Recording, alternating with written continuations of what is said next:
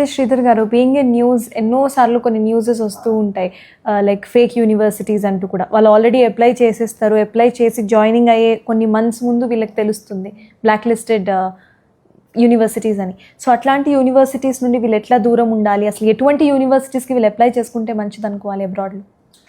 First thing అండి, budget పరంగానో లేకపోతే ఇంకో రీజన్ వల్ల కాలేజ్ని ఐడెంటిఫై చేసుకోకుండా ఎన్ఎంసి రూల్స్ ప్రకారంగా ఐడెంటిఫై చేసుకోవాల్సిన నీడ్ ఇప్పుడు ఉందండి.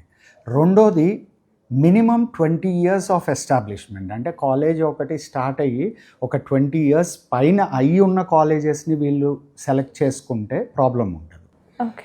లేదు, కొత్తగా వచ్చిన కాలేజెస్ లో బడ్జెట్ అనో ఇంకో రీజన్ వల్ల వెళ్ళారు అని అంటే మాత్రం ఈ ఫేక్ యూనివర్సిటీస్ కావచ్చు, లేకపోతే బ్లాక్ లిస్ట్ అయిన యూనివర్సిటీస్లో అడ్మిషన్ తీసుకోవటము, అక్కడికి వెళ్ళిన తర్వాత ఇన్ఫ్రాస్ట్రక్చర్ లేదని తెలియటము, దానికి కావాల్సిన రికగ్నిషన్స్ లేవని తెలియటము, ఇవన్నీ దానికి ఫినాన్షియల్ లాస్ ఎక్కువ అయిపోతుంది పిల్లలకి అండ్ డిప్రెషన్లోకి వెళ్ళిపోతారు.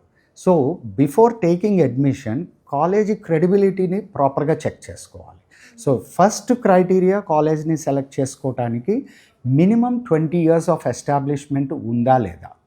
20 years అండ్ అబోవ్ ఉన్న కాలేజెస్ని మాత్రమే ఐడెంటిఫై చేసుకుంటే సేఫ్ ఉంటారు.